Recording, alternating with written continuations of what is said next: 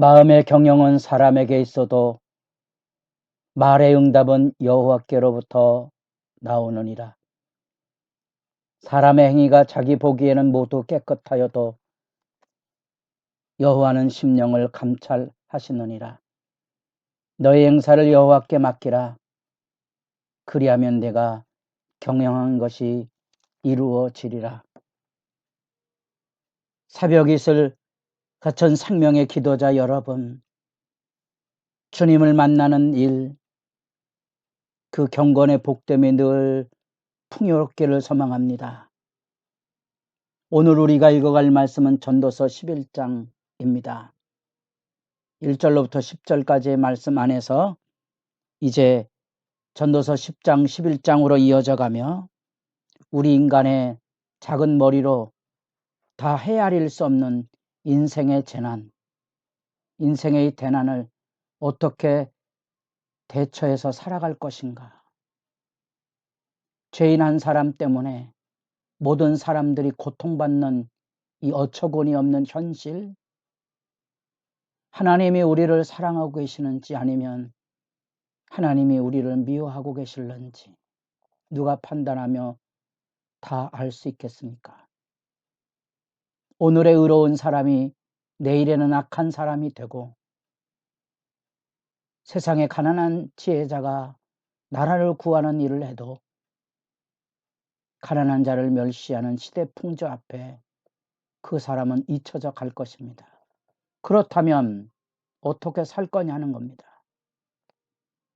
인간이 가지고 있는 지혜의 부족, 물고기가 그물에 걸리듯이 재앙이 쏟아져 들어오는 것을 막아낼 길이 없다면 어떻게 대처할 거냐. 다시금 지금의 중요성을 새삼 강조하고 있는 말씀의 단락으로 내려갑니다. 예측 불가능한 현실이기 때문에 되는 대로 사는 건가, 운명에 대한 불안을 붙들고 살 것인가. 11절에는 난해구절장에나 뜬금없는 얘기를 들려줍니다.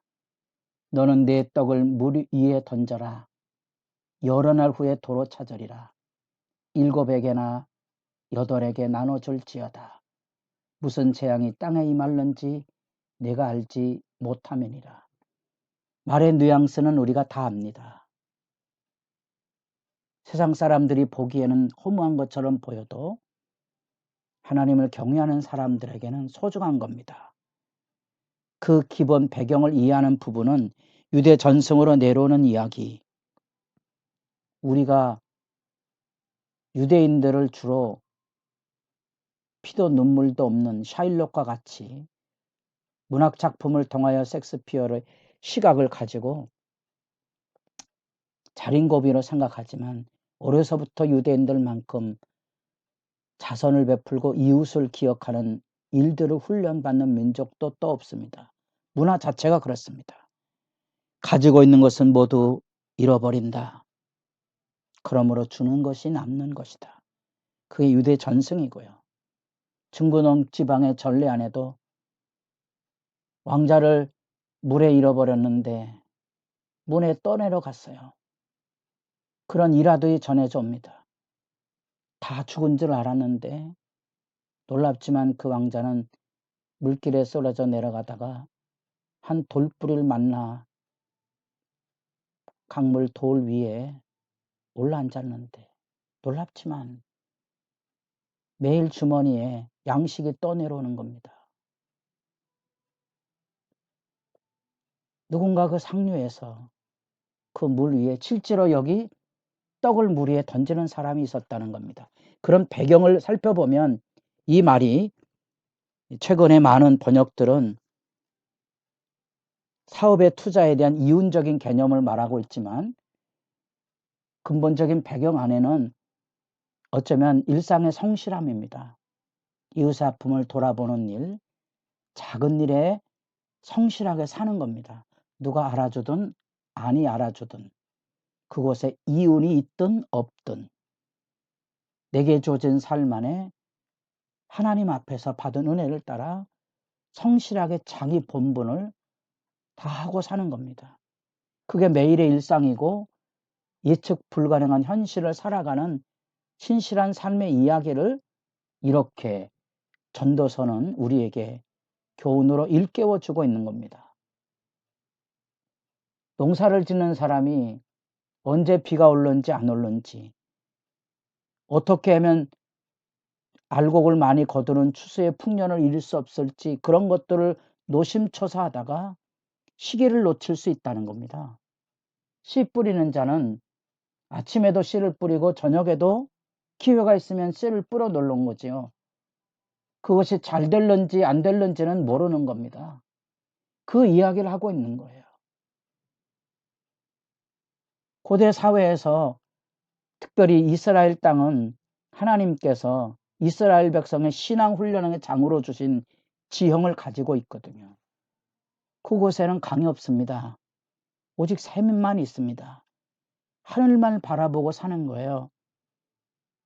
믿음의 삶을 살면 하나님께서 때를 따라 이른 비와 늦은 비로 풍요를 주시고, 믿음이 바로 서지 못하게 되면 그 땅이 척박해서 하늘의 우로를 금함으로써 심판이 쏟아지는 거예요.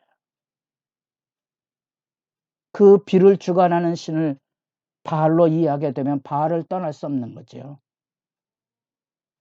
그것이 그 시대 백성들의 시험이었습니다. 씨 뿌리는 자의 비유에 대한 이야기가 나오는 것은 바로 그것입니다. 내일을 알 수 없지만 하나님의 주권을 신뢰하며 살아가는 겁니다. 특별히 배나더 젊을수록. 그래서 11장 1절로부터 8절까지와 9절 10절은 좀 다른 문맥이 들려져 있고요. 또 12장 1절로부터 8절까지 전반부의 단락이 같이 중첩되는 내용을 담고 있습니다. 그래서 9절 10절은 그 전한 단락이 되고, 전도서가 이야기를 전개하다가 매듭을 치는 매듭말이 있다 그랬죠. 기뻐하고 즐거워하라는 겁니다. 9절 10절이 매듭 단락입니다. 청년이여 내 어린 때를 즐거워하며 내 청년의 날들을 마음에 기뻐하여 마음에 원하는 길과 내 눈이 원하는 대로 행하라. 마음대로 살라는 거예요. 그러나 하나님이 이 모든 일로 말미암아 너를 심판하실 줄 알아라. 그거 이제 전도서가 깨우는 매듭말의 결론이거든요. 우리가 세상을 살아가며 젊음이 있을 때 여러 가지 도전한다는 거 한때는 잊혀졌지만, 어릴 때 젊을 때 고생은 사서 한다는 말처럼 주어진 삶의 젊음의 열정은 주어진 기회를 선용하는 겁니다. 방종에 대한 얘기를 하고 있는 게 아닙니다. 어쩌면 인생에 마주쳐야 될 부분들을 훈련하고 있다고 생각하셔야 되죠. 12장 1절로 내려가면 그 얘기가 조금 더 확산이 되어 있습니다. 그런 점에서 빛과 어둠, 생명과 죽음, 성공과 실패가 오고 가는데 누구도 그것을 알 수 없습니다. 지혜자도 우매자도 모릅니다. 더구나 죽음이 덕과 같이 다가옵니다. 그렇다면 어떻게 살 거냐는 거예요. 젊은이들을 향하여 배나더 향락이 아닌 향유, 주어진 소중한 일상의 삶을 아끼며 살아가는 겁니다. 참사를 당한 유가족들의 아픈 이야기를 듣습니다. 사랑한다고 말해줄 걸. 기억하십니까? 왜 우리는 그걸 못하죠? 왜 살아있는 우리는 그걸 못하다가 재난을 만난 다음에 그것을 슬퍼합니까? 지금 하셔야죠. 지금 사랑한다고 말하고 지금 사랑의 관계를 유지하며 살아야 됩니다. 지나가 버립니다. 그 교훈입니다. 떡을 물에 던진다는 것은 그렇게 오늘 우리에게 주어진, 내가 오늘 만나는 사람들에게 선을 베풀며 사는 겁니다. 다시 만날 수 없을 수도 있기 때문에 그렇습니다. 그것이 아무런 내일이 보이지 않는, 열매가 보이지 않는 일일지라도 일상의 성실을 지켜갈 필요성이 있습니다. 교목 활동을 했던 이동원 목사님의 글에 보면 그런 내용이 나옵니다. 교사도 아니고 목사도 아닌. 그래서 학생들과의 교제가 권위도 말씀에 증거하는 접촉점도 별로 없는, 그래서 매너리즘에 떨어질 수밖에 없는 현실의 아픔. 나중에 돌아보니 뜻밖의 그때 말씀을 들었던 학생들이 자기에게 얼굴도 알지 못하는데 그때 들었던 말씀이 제게 힘이 됐다는 이야기를 들을 때, 그때 조금 더 성실하게 말씀을 씨뿌려야 되지 않았을까 하는 그런 자책의 글을 읽어본 적이 있습니다. 여러분, 일상에 성실하셔야 됩니다. 더구나 농사를 짓는다면 하늘 탓하고 언제 좋은 일기가 있다고 그렇게 탓하기보다 할 수 있거든 부지런히 씨를 뿌리고 일상의 즐거움을 지켜가는 거죠. 젊다면 더더욱이 우리에게 주어진 기회를 선영해서 스스로 불안에 떨어져서